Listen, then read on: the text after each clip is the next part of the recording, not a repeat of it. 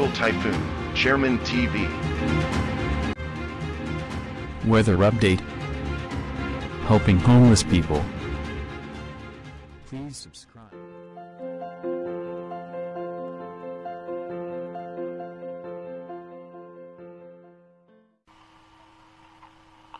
Magandang umaga po. Ito po ang ating latest update ngayong araw, August 22, 2023.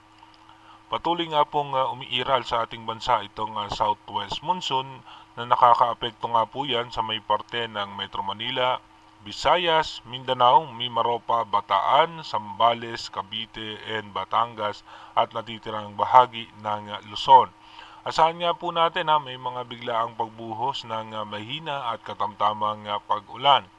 At yung minomonitor naman nating low pressure area dito nga po sa may parte ng eastern section ng extreme northern Luzon, ito nga po ay tuluyan ng nalusaw.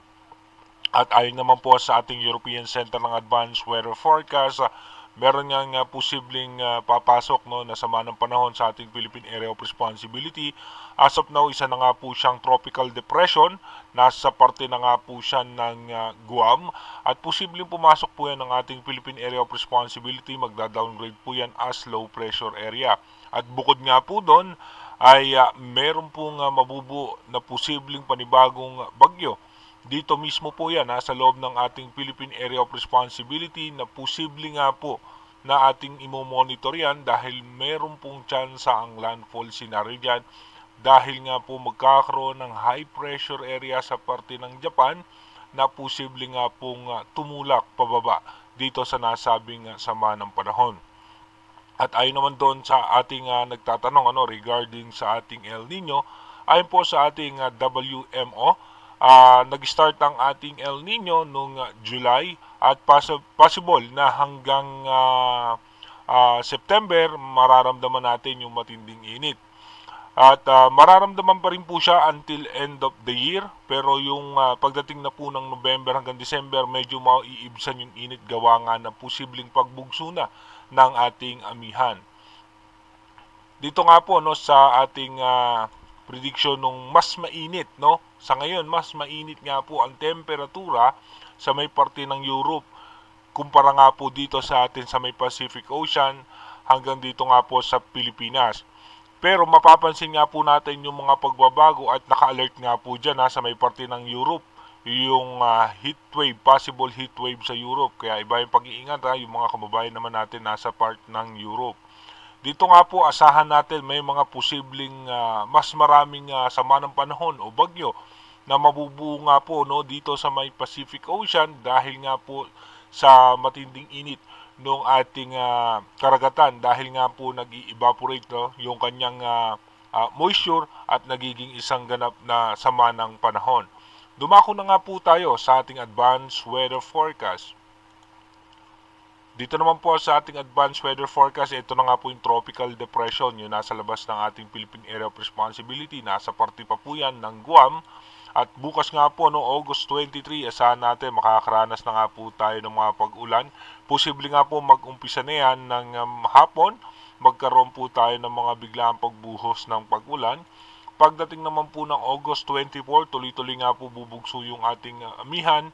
At pagdating naman po ng August 25, papalapit na ng papalapit sa ating Philippine Area of Responsibility itong nasabing bagyo outside par.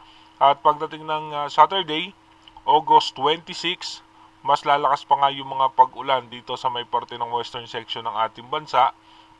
At pagdating naman po ng August 27, mas lalakas pa nga itong ating amihan, at itong habagat. Pagdating naman po ng August 28, mas malalakas na pag-ulan, posible po natin nasahan niya na mag-ingat na nga po yung ating mga kababayan dahil posible naman tayo makaranas ng ating mga pagbaha at pagguho ng lupa. Kung mapapansin nga natin, lumalakas yung high pressure area dito sa may parte ng Japan. Pagdating naman po ng August 29, posible nga po makapasok na ng ating Philippine Area of Responsibility as low pressure area, yung sama ng panahon na nanggaling pa yan sa may parte ng Guam.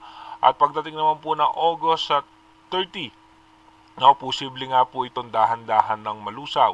At pagdating naman po ng August 31, posible nga po magkaroon na naman tayo ng panibagong sama ng panahon. Mabubuo nga po dito sa ating Philippine Area of Responsibility. At dito nga po mapapansin nyo, hahatakin po niyan yung ating habagat na magdudulot po yan ng tuloy-tuloy na pag-ulan pa. Lalong-lalo na po dito sa may parte ng Central Luzon. Ito nga po yung imo-monitor natin dahil kung mapapansin nga po natin sa pagbugso nung paglakas ng high pressure area, ito nga po yung hangin na tumutulak nga po yan. Kaya ito po kung sakali na ito ay hindi magbabago yung senaryo, matutuloy ang magiging isang ganap na bagyo. May posibilidad na bumaba pa po yan dito sa may parte ng extreme northern Luzon or dito nga po sa may parte ng Central Luzon. Yan po yung ating imo-monitor kung ano nga ba yung magiging possible scenario nitong panibagong sama ng panahon na ating imo-monitor. Kaya manatili tayong tumutok sa ating advanced weather forecast para malaman natin yung mga posibleng sama ng panahon na makakapekto sa ating bansa. Inuulit ko po, yung ating advanced weather forecast is possible scenario pa lamang po yan, advanced prediction po yan ng ating European Center. Malaki pa rin po ang posibilidad na magbago po lahat na nakikita natin sa ating monitor. Mag-iingat po tayo palagi. God bless po sa ating lahat.